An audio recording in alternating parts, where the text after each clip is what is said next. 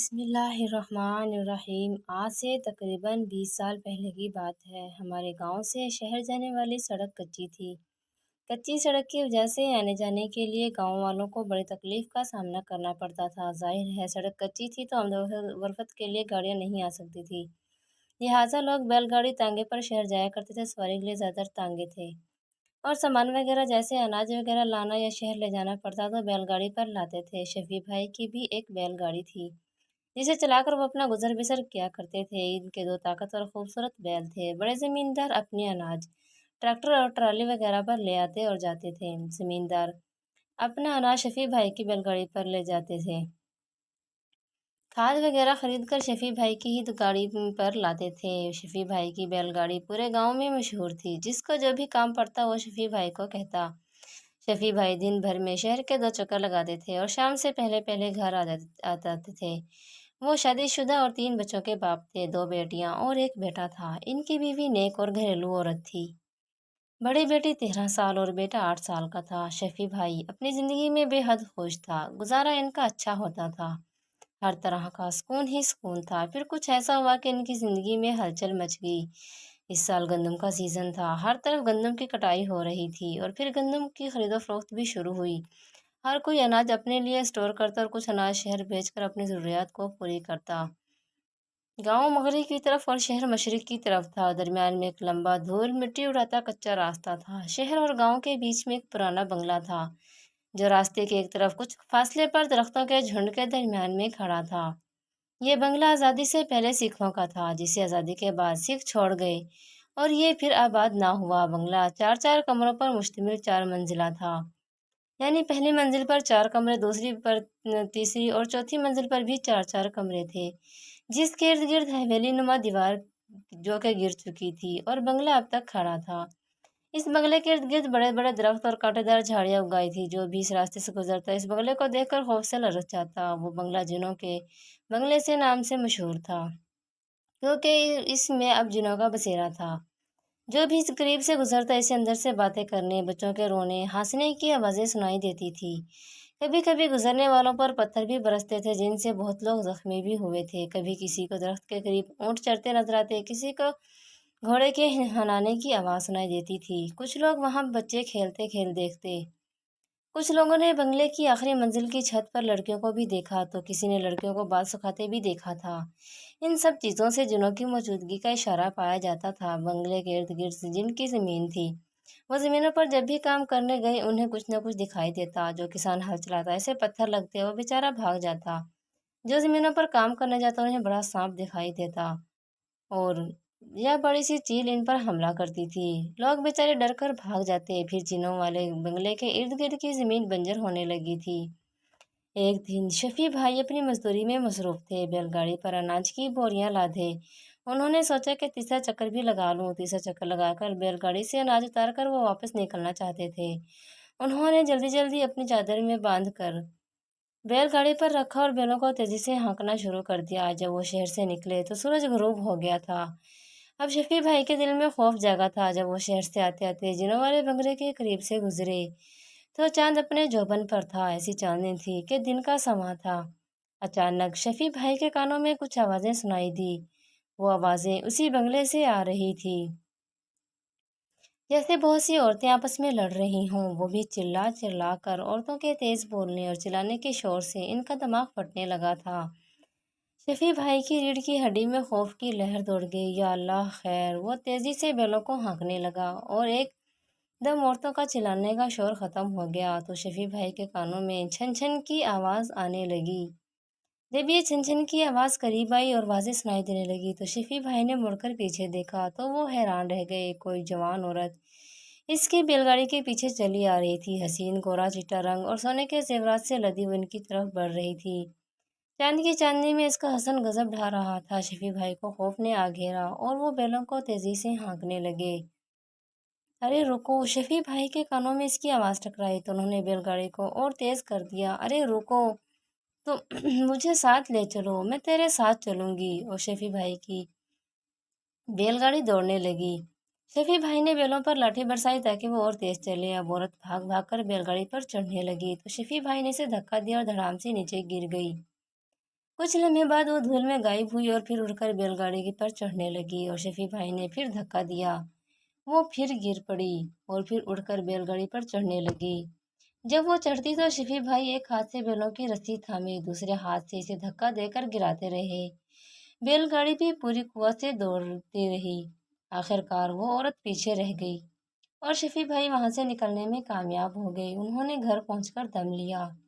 घर आते ही बैलों को गाड़ी से खोल दिया। बैल भी तेजी से दौड़ने की वजह से हाँफ रहे थे। शफी भाई बैलों को बांधकर बीवी से कहने लगे, गाड़ी पर चादर में बांधा हुआ सौदा सलफ पड़ा है, इसे उठा लाओ। जब बीवी गाड़ी से सामान उठाने लगी तो क्या देखती है कि सामान के पास एक हार पड़ा था। वो शफी भाई से कहने लगी, ये हार किसका है। जब शफी भाई ने हार देखा तो दंग रह गए। एक भारी सोने का हार था जो यकीनन इस जिन औरत के गले से गिरा था। तो शफी भाई ने पूरा वाकया अपनी बीवी को सुना डाला। इनकी बीवी की खौफ से जैसे चीख ही निकल गई।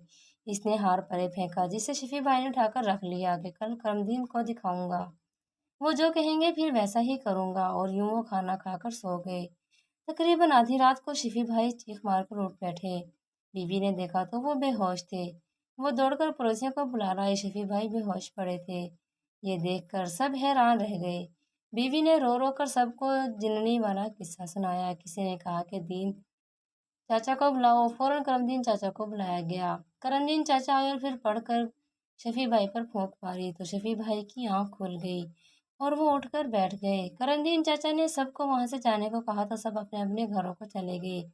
फिर करमदीन चाचा ने शफी भाई से पूछा तो शफी भाई ने सारा वाक़या चाचा को सुना दिया। फिर कहने लगे, अभी मैं सोया हुआ था, एक औरत मेरे जिस्म के ऊपर चढ़ने लगी और मैं सीधा सोया हुआ था जैसे ख्वाब में देख रहा था। वो जागी और सोई हुई मेरी जुली कैफियत में था। वो औरत मेरे जिस्म के ऊपर आकर सीने के बल लेट गई। जब इसके चेहरे की तरफ देखो तो इस मकरू शक्ल की औरत के खौफनाक चेहरे से मैं खौफ खाकर चिल्ला उठा और मैं चीख कर बेहोश हुआ। चाचा करमदीन की शफी की बातें सुनकर गहरी सोच में पड़ गए।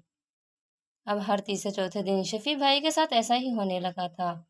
आदमी रात को चीख मारकर बेहोश हो जाते। करमदीन चाचा हार बंगले के करीब जाकर फेंक आए, फिर भी शफी भाई की हालत बरकरार थी। बीवी अलग परेशान थी, बच्चे अलग खौफजदा।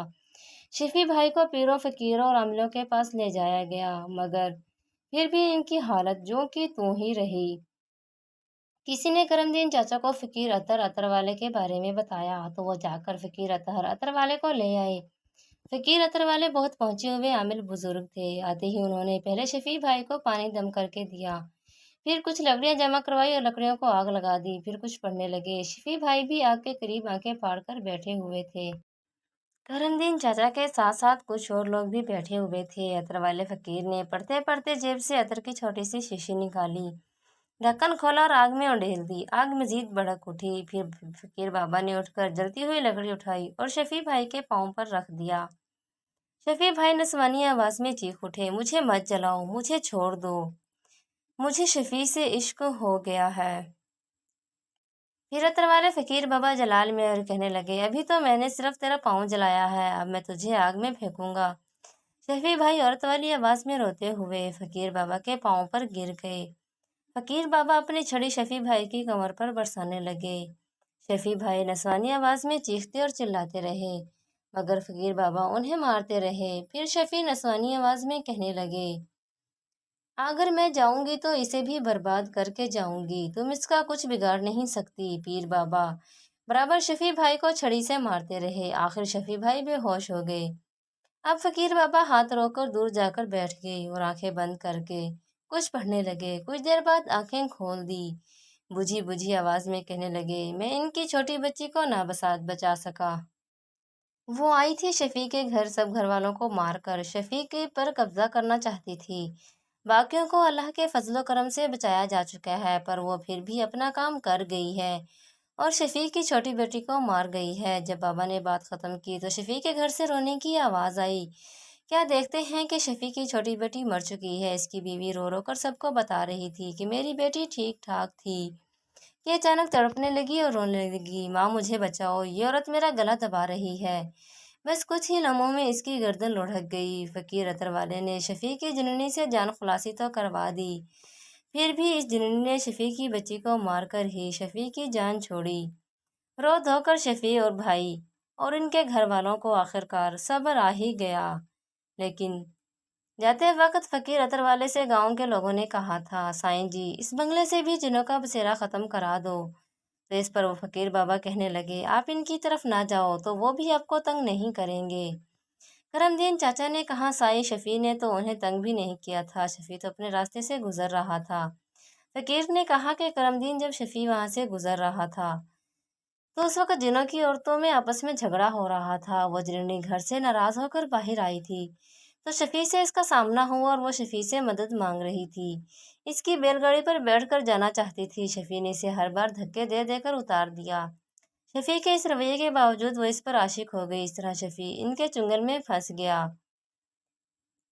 یہ کہہ کر عطر والے بابا وہاں سے رخصت ہو گئے۔ یہ جنوں والا بنگلہ آج بھی موجود ہے، لوگ آج بھی اس سے خوف کھاتے ہیں۔ کرم دین چاچا اب اس دنیا میں نہیں رہے، مگر انہوں نے سب کو قرآن آیتیں یاد کروا دی تھی کہ جب بھی وہاں سے گزرو قرآن آیتیں پڑھتے ہوئے، خیر و عافیت مانگتے ہوئے وہاں سے گزر جانا۔ شفیع بھائی بھی اب سکون سے زندگی گزار رہے ہیں، لیکن اس جنونی نے شفیع بھائی کی اس بیٹی کو مار ڈالا جسے وہ جنون کی حد تک محبت کرتے تھے۔